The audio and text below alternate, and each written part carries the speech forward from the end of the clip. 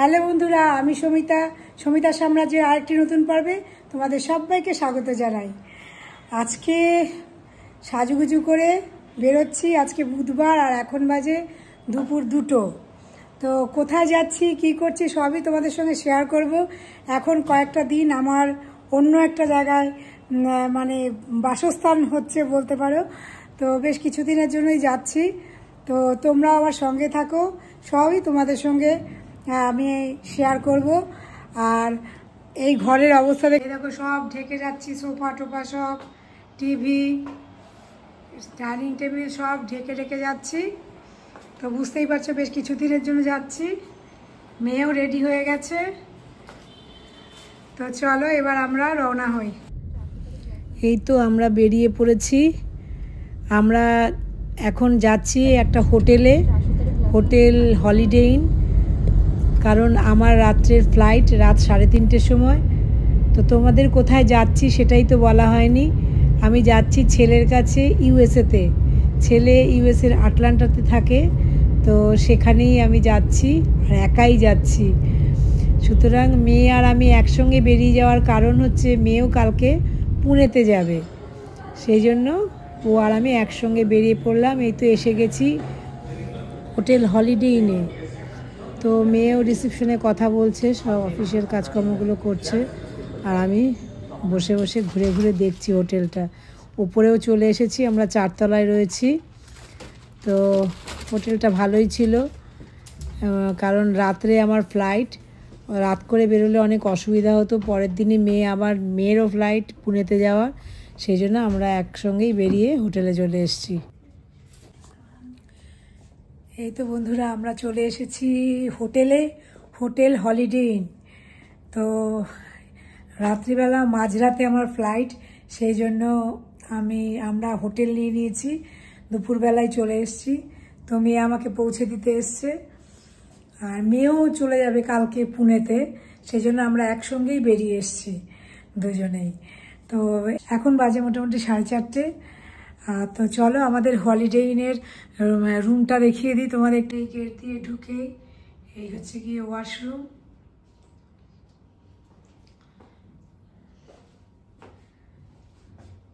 সুন্দর একটা মিরর আছে। তারপরে এখানে আছে সুন্দর সুন্দর দুটো সিনারি, জল, চায়ের সব ব্যবস্থা আছে। এই যে আমাদের সব লাগেজ। এখানে একটা ওয়ার্ড্রপ আছে, কিন্তু এটা আমাদের খোলার কোনোই দরকার নেই এখন। টিভি আছে, সবই আছে। এখানে একটা আয়না আছে। আর এই হচ্ছে কি আমাদের এখানে একটা চেয়ার আছে, টেবিল আছে। এই হচ্ছে কি দুজনের দুটো বেড। কিন্তু আমি তো থাকবো না, মেয়ে আজকে এখানে থাকবে, কারণ কালকে ওর ফ্লাইট, সেই জন্য ও থাকবে। আমি তো রাতেই বেরিয়ে যাব, 10টা 10:30 নাগাদ আমি বেরিয়ে যাব।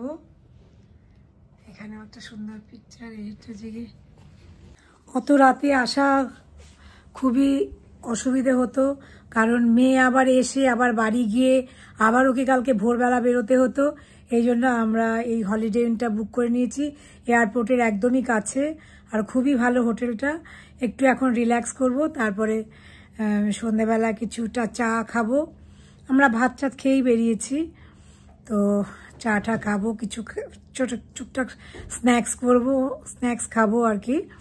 তারপরে রাত্রিবেলা একটু ডিনার করে আমি বেরিয়ে যাব, আর মেয়ে আমাকে এয়ারপোর্টে দিয়ে আবার চলে আসবে। এই হচ্ছে কি আমাদের প্ল্যান।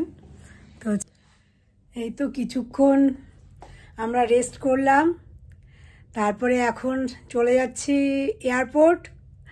মোটামুটি এখন গাড়ি বুক করব। আর মেয়ে তো থাকবে, মেয়ে কালকে ওর ফ্লাইট 9:50-এ।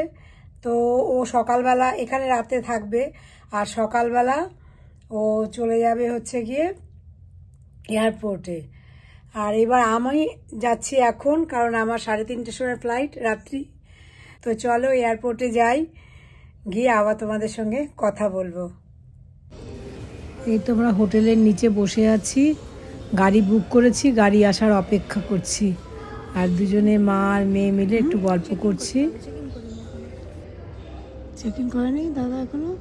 সেটা তোমার দাদাকে জিজ্ঞেস করতে, আমার চেকিং হয়নি। ব্যাস আমরা বেরিয়ে পড়লাম এয়ারপোর্টের উদ্দেশ্যে।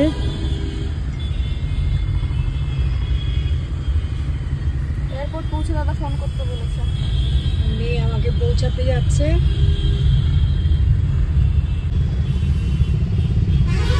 তারপরে ও আবার ফিরে আসবে।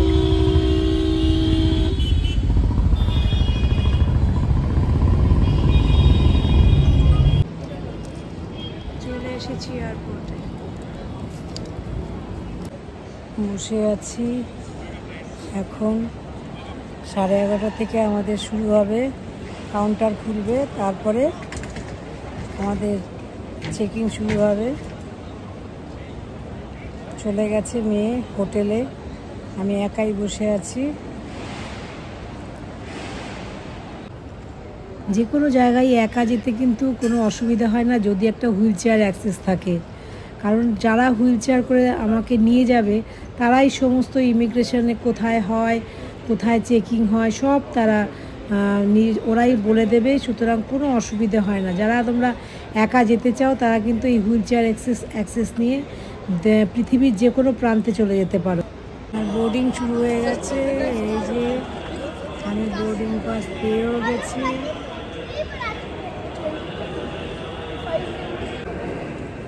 আমাদের বোর্ডিং শুরু হয়ে গেছে।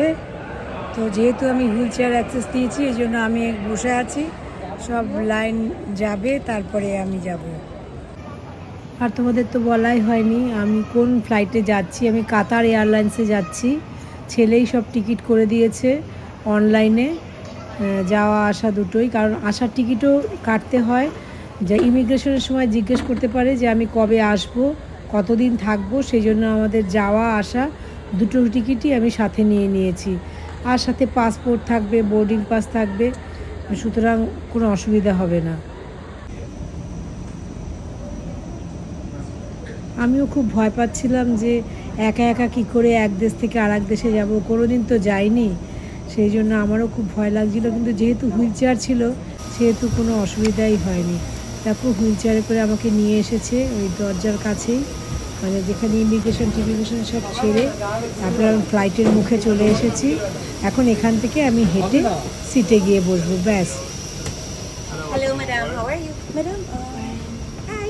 Madam, no video for other customer, okay? ওরা ওরকম বলে কোনো ভিডিও অ্যালাউ না, কিন্তু সবাই ভিডিও করছিল, সেই জন্য আমিও করলাম। অনেক বড় ফ্লাইটটা, খুব ভালো ছিল, খুবই সুন্দর ফ্লাইট, খাওয়া দাওয়াও ছিল মোটামুটি ভালোই ছিল। তো আমরা এখান থেকে যাব দোহা থেকে আবার ফ্লাইট নিয়ে যাব আটলান্টাতে। এ দেখো আমরা বসে পড়েছি, ফ্লাইট ছেড়েও দিয়েছে, তো স্ক্রিনে দেখাচ্ছিল যে কিভাবে আমরা যাচ্ছি কোন রুটে। ব্যাস আমরা চলে এসেছি দোহাতে। এখানে হুইল চেয়ারটা আবার ব্যাটারি কারের মতন, সেই ব্যাটারি কার করে আমাদেরকে নিয়ে যাচ্ছে। যেহেতু আমাদের হুইল চেয়ার অ্যাক্সেস আছে, অন্যান্যরা হেঁটে যাচ্ছে, কিন্তু আমাদেরকে ব্যাটারি কারে করে নিয়ে যাচ্ছে। সেই জন্য একা একা যদি তুমি আসো তো হুইল চেয়ার অ্যাক্সেস নিলে তোমার আর কোনো টেনশন থাকবে না, ওদের দায়িত্বেই তোমাকে ঠিক পৌঁছে দেবে তোমার ডেস্টিনেশনে।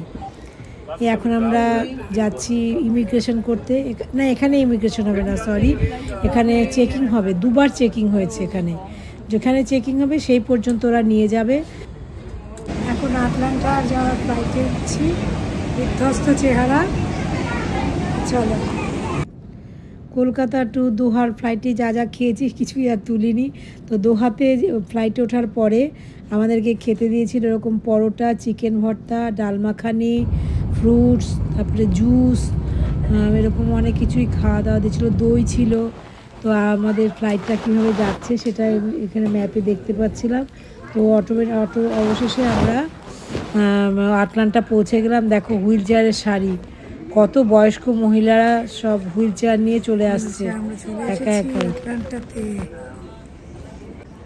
এখন ছেলে দাঁড়িয়ে আছে বাইরে, মনে হচ্ছে কখন ওদের সঙ্গে দেখা হবে। ওরা তিনজনেই এসছে, আমার সোনা ভাইও এসছে।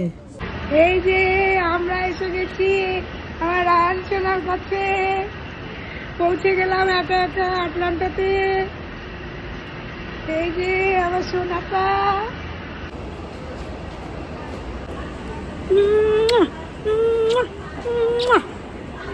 সোনাটা আমার, এই যে আমার সোনাটা।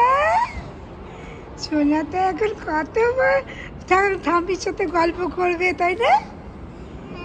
এদিকে তাকাও, সোনা গাম্মির সঙ্গে গল্প করবে, তারপরে আর কি করবে। আচ্ছা ধরো আমার, আচ্ছা আমার হাতে ধরো, হাতে ধরো। তুমি এটা কি নিজে পছন্দ করে পড়েছো এই কালারটা? হ্যাঁ, এই যে ছেলের গাড়ি দেখলাম প্রথম।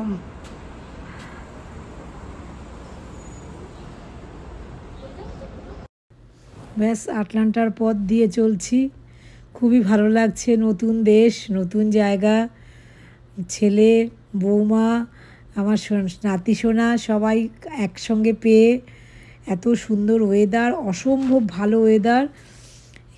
আর দেখতেও সিনস মানে যেতে যেতে রাস্তাঘাট এত পরিষ্কার পরিচ্ছন্ন যে সত্যি খুব ভালো লাগছে। কারণ আমরা ইউরোপ ট্রিপ করেছি, সেখানেও খুবই পরিষ্কার পরিচ্ছন্ন।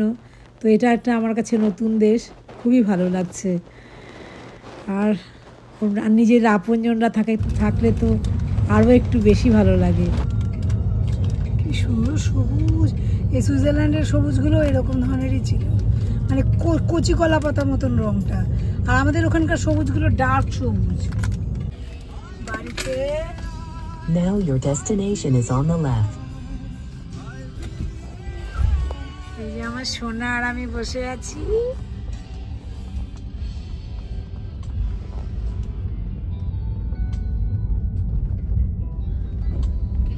বাড়িতে ঢোকার আগে ওদের পার্সেল এসছে, কীভাবে ওদের পার্সেল আসে এরকম সব খোপ খোপ খোপ খোপ করা আছে।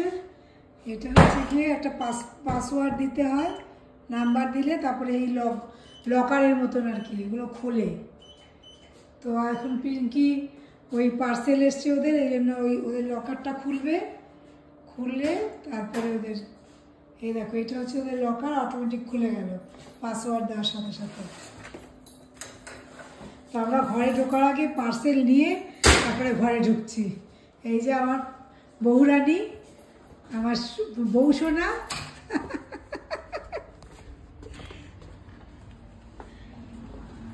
চলে এসছি আমরা বাড়িতে, খুব ভালো লাগছে। তার মধ্যেও একটু খারাপ লাগছে, বাবাকে আনতে পারলে আর একটু ভালো লাগতো। সে তো আর হলো না তার ভাগ্যে, কি করা যাবে। তো চল এবার আমরা ঘরে ঢুকি। তো ব্লগটা আজকের মতো এখানেই শেষ করছি। আগামী কয়েকদিন তোমরা এখানকার ব্লগই দেখতে পাবে। সবাই খুব ভালো থেকো, সুস্থ থেকো। Please like, comment, share and subscribe to my channel. Tata.